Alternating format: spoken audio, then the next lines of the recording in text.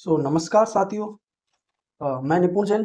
आज हम डिस्कस करेंगे नेक्स्ट लेक्चर जिसमें हम हाइपोथेसिस ऑफ न्यूक्लियर फिजिक्स के बारे में मीन्स हमने बेसिक एज्यूम्पशन जो कि न्यूक्लियर फिजिक्स में हमने ले रखी है उन सब की बेसिक प्रॉपर्टीज जो कि उनके बारे में हम डिस्कस करेंगे। तो सबसे पहले हम देखते हैं कि न्यूक्लियर फिजिक्स में जो हम स्टडी करेंगे स्ट्रक्चर की प्रॉपर्टीज और behaviour of the atomic nucleus, जिससे हमें आइडिया लगे कि न्यूक्लियर के अंदर जो फिजिक्स हैं उनने क्या क्या बेसिक हाइपोथेसिस दिए कि न्यूक्लियस के अंदर क्या क्या प्रॉपर्टीज वगैरह होंगी, और उन बेसिक हाइपोथेसिस के बेसिस पे हमने कुछ एज्यूप्शन एज्यूप्शन ले रखा है कि न्यूक्लियर स्ट्रक्चर कैसे होगा और उनका इंटरेक्शन कैसा होगा। प्रोटॉन प्रोटॉन का इंटरेक्शन, प्रोटॉन न्यूट्रॉन का इंटरेक्शन या न्यूट्रॉन न्यूट्रॉन का इंटरेक्शन किस तरीके से होगा।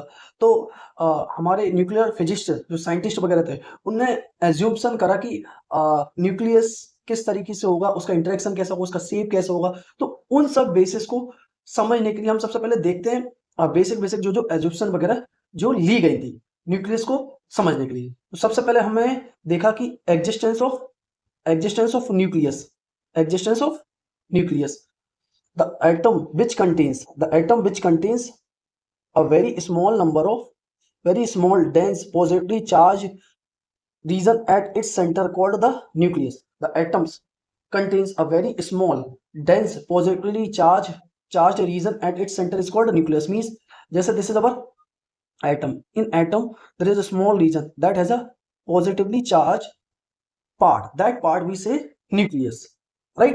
अब इसमें important points, almost entire mass of the atom is concentrated in the nucleus. Means एक एटम का पूरा मास सेंटर पे जो न्यूक्लियस है उस पर ही कॉन्सेंट्रेटेड है। The nucleus occupies a very small volume compare to the atom. Means जो न्यूक्लियस है बहुत कम वॉल्यूम ऑक्यूपाइड करा as compare to the whole atom, right? This is our atom and this is our nucleus. This concept was established through the Rutherford scattering experiment. So this concept was established through the Rutherford scattering experiment. अब इसके बाद क्या था? Nucleus is composed of the nucleons. Nucleus is composed of nucleons and nucleus is composed of two nucleons. Nucleons में हमारे पास क्या जाएगा? एक प्रोटॉन और एक neutron.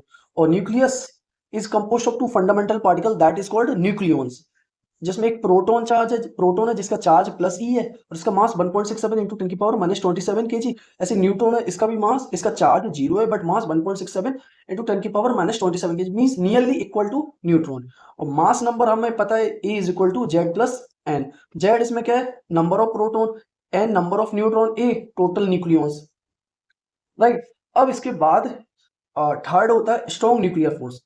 Strong nuclear force, a very strong attractive force exists between the nucleons in the nucleus called the strong nuclear force. A very strong attractive force that will be exist between the nucleons means proton neutron neutron neutron और neutron proton के बीच में जो strong nuclear force जो exist करता है उसी को हम स्ट्रॉन्ग अट्रैक्टिव फोर्स जो कि एग्जिस्ट करता है उसी को हम स्ट्रॉन्ग न्यूक्लियर फोर्स कहते हैं। इसकी properties, it is extremely strong, it is a short range force, it is attractive in nature, it acts between proton proton neutron neutron and proton neutron and range of nuclear force is femtometer means 10 की power -15 metre. अगर हमारी distance इससे कम हो जाएगी तो repulsive force लगने लगा, और अगर इससे कम नहीं होना चाहिए मीन्स हमारा ऑर्डर 2 to 3 फेम्टोमीटर हो तो हमारा स्ट्रॉन्ग अट्रैक्टिव फोर्स जो कि हम न्यूक्लियर फोर्स कहते हैं। और ये चार्ज इंडिपेंडेंट न्यूक्लियर फोर्स है। The nuclear force between the two nucleus is independent of their electric charge. This means the strength of the interaction is approximately the same. Proton, proton, neutron, neutron, and proton, neutron. But proton, neutron force, attractive force is greater than as compared to proton, proton, and neutron, neutron. इसके बाद अगली property होती है saturation property of a nuclear force. Saturation property of a nuclear force means each nucleons interact strongly only with a limited number of neighboring nucleons. Means each nucleons means जैसे हमारा ये nucleus है, इस nucleus के अंदर proton neutron proton neutron proton neutron ये बहुत सारे प्रेजेंट है। So each nucleus interact strongly only with a limited number of, means ये जैसे सपोज ये प्रोटॉन है तो ये अपने आसपास के प्रोटॉन और न्यूट्रॉन से ही इंटरेक्ट करेगा। ये ऐसा नहीं हो कि ये प्रोटॉन इससे भी इंटरेक्ट कर रहा है, इससे भी कर रहा है, इससे भी कर रहा है। तो कोई भी एक न्यूक्लियन अपने आसपास के न्यूक्लियन से ही इंटरेक्ट करेगा, नियरिंग नेगेबरिंग न्यूक्लियन से ही इंटरेक्ट करेगा। मींस इससे हम क्या कंसिक्वेंस कर सकते हैं कि nuclear density remains approximately constant. Means इससे हमें एक चीज पता चलती है कि inside the nucleus density almost constant है। Binding energy is proportional to the mass number. Means binding energy is directly proportional to mass number. Means ये क्या बता रहा है कि हमें जितना ज्यादा तुम्हारा एटॉमिक मास नंबर होगा उतनी ज्यादा तुम्हें एनर्जी प्रोवाइड करनी पड़ेगी कि उनको न्यूक्लियस को ब्रेक करने के लिए, और जितना कम तुम्हारा एटॉमिक नंबर होगा, मींस मास नंबर जितना कम होगा उतनी कम एनर्जी प्रोवाइड करनी पड़ेगी तुम्हें न्यूक्लियस को तोड़ने के लिए। तो इससे हम कह सकते हैं कि each nucleus interact only with the limited number of neighbouring nucleus. तो इससे हमें कंसिक्वेंस कब लिखे, डेंसिटी कांस्टेंट है, binding energy is directly proportional to the mass number, right. तो हम इससे सैचुरेशन प्रॉपर्टी, मींस ये सैचुरेशन है, ये हमें इससे पता चलता है। अगली प्रॉपर्टी है constant nuclear density. Constant nuclear density means all nuclei have approximately the same density, means all nuclei have approximately the same density, जो कि हमें पता है rho is equal to 2.3 into 10 की power 17 kg per meter cube, right? So all nuclei have approximately same density, meaning both nuclei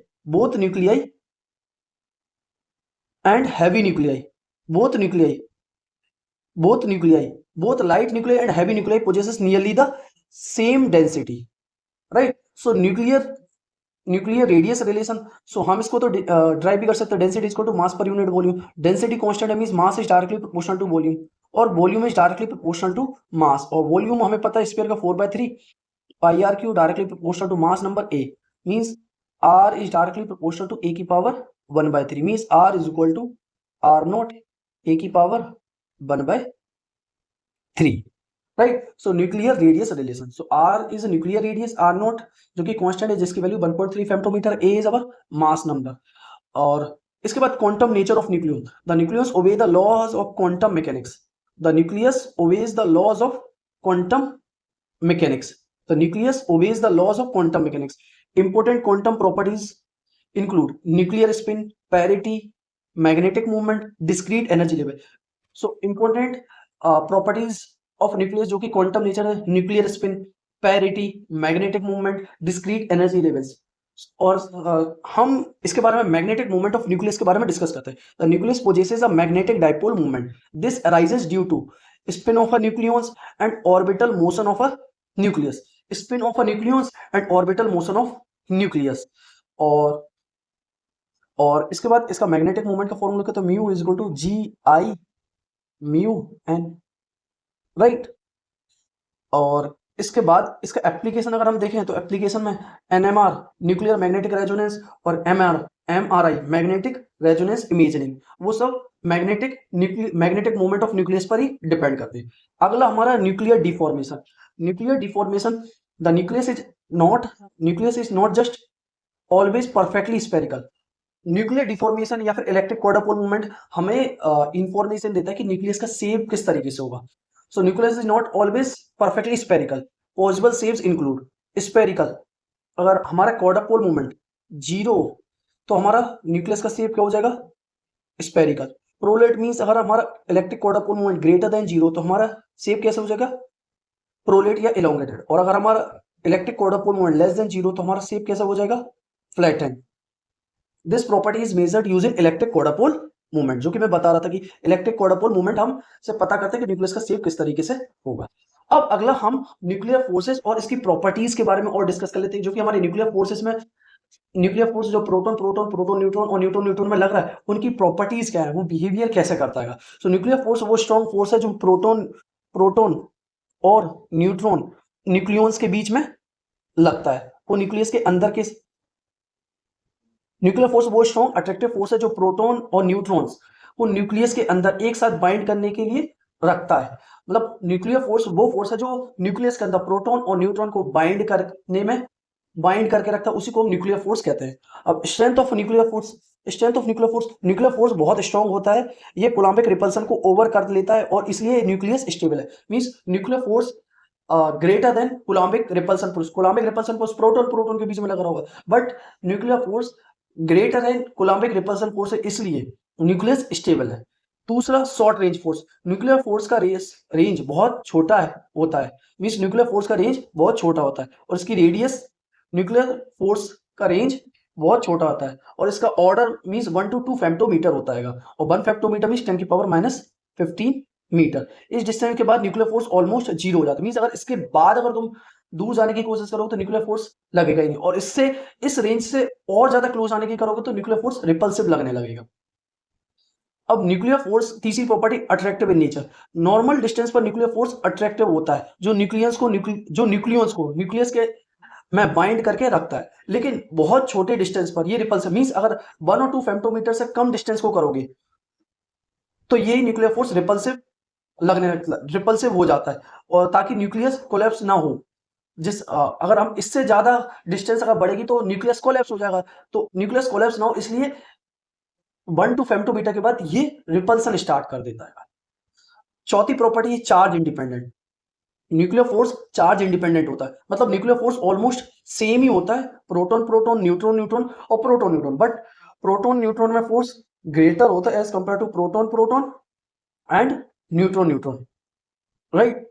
so nuclear force is charge independent. Saturation property, हर nucleus में सिर्फ limited near by nucleus के साथ ही interact करता है, इसी property को saturation property कहते हैं। मींस एक न्यूक्लियस अपने आसपास के न्यूक्लियस से इंटरेक्ट करेगा, वो ऐसा नहीं हो कि सभी न्यूक्लियस के साथ इंटरेक्ट करेगा। इसी प्रॉपर्टी से हमें पता चलता है कि न्यूक्लियस के अंदर न्यूक्लियस की डेंसिटी ऑलमोस्ट कांस्टेंट है। छठा है spin dependency, nuclear force nucleus के स्पिन ओरिएंटेशन पर डिपेंड करता है। तो पैरेलल और एंटी पैरेलल स्पिन कॉन्फिगरेशन में न्यूक्लियर फोर्स की स्ट्रेंथ डिफरेंट हो सकती है। Means nuclear force also depends on spin orientation, means अगर दो न्यूक्लियंस का फोर्स, दोनों का स्पिन अगर सेम है या डिफरेंट है या फिर अपोजिट है, तो वो डिसाइड करता है कि न्यूक्लियर फोर्स की स्ट्रेंथ क्या होगी। सातवां exchange nature means nuclear force को एक्सप्लेन करने के लिए युकावा मेसन थ्योरी दी गई थी, जिसको हम अभी पढ़ने वाले कि युकावा मेसन थ्योरी क्या है, जो बताता है कि एक्चुअल में न्यूक्लियर फोर्स में क्यों लगता है, प्रोटॉन न्यूट्रॉन न्यूट्रॉन न्यूट्रॉन और प्रोटॉन प्रोटॉन में न्यूक्लियर फोर्स लगता है, कि उसका रीजन क्या है।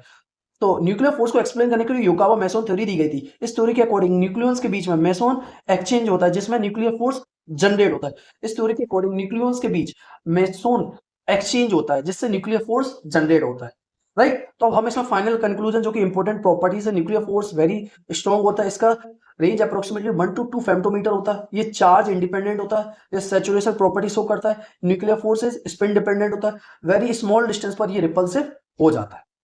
तो ये हमारी 7 न्यूक्लियर फोर्स की प्रॉपर्टीज हो गई। अब इसके बाद हमारा जो मेन टास्क था, Yukawa mason theory of nuclear force, means हम इस थ्योरी को समझने के बाद हम बता सकते हैं कि न्यूक्लियस के अंदर तो न्यूक्लियर फोर्स, जो कि स्ट्रॉन्गेस्ट फोर्स इन नेचर है, वो क्यों लग रहा है।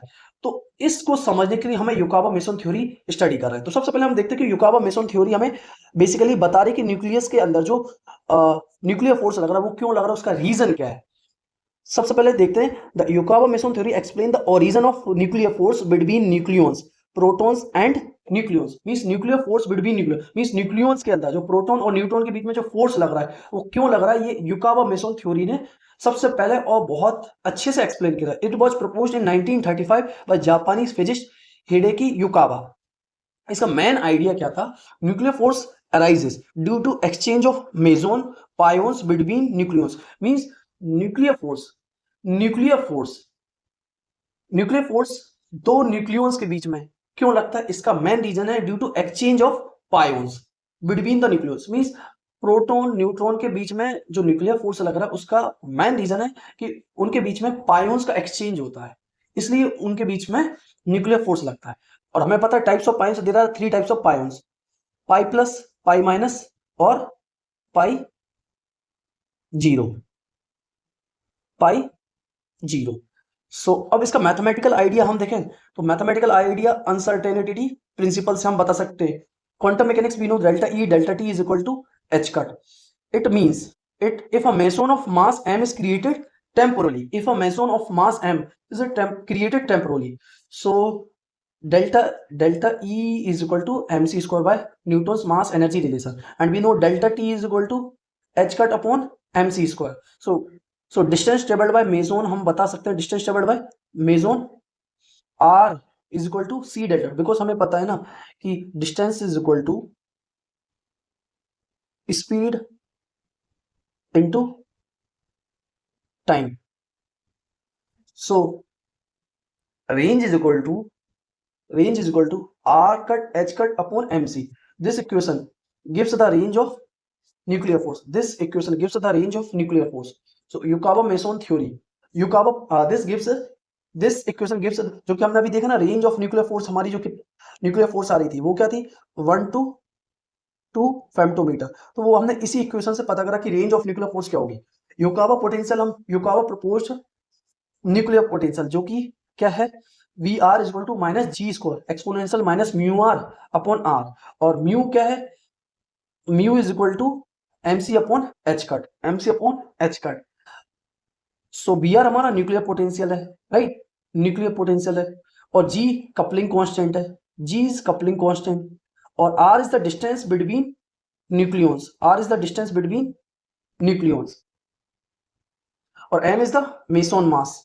So nuclear force is the gradient of potential, force is the gradient of potential. ये हमें पता है, ये basic force is equal to minus D B by D R. और अगर हम फोर्स को कैलकुलेट करें तो इसकी वैल्यू क्या आती है, minus g square exponential minus mu R upon R square plus mu exponential minus mu R upon R. This equation represents Yukawa nuclear force between the nucleons. Means this equation represents the Yukawa nuclear force between the nucleons. Means nucleons के अंदर जो nuclear force लगेगा उसकी force की equation क्या है. So force is equal to g square exponential minus mu r upon r square plus mu exponential minus mu r upon r. And proton neutron interaction. So proton neutron interaction, अब हम समझते कि जो proton neutron और neutron में जो nuclear force लगता है वो लगता कैसे है. तो हमें पता है कि proton neutron interaction, the strongest nuclear force occurs between proton and neutron. Proton और न्यूट्रॉन में सबसे स्ट्रॉन्गेस्ट फोर्स लगता है एज कंपेयर टू प्रोटॉन और न्यूट्रॉन.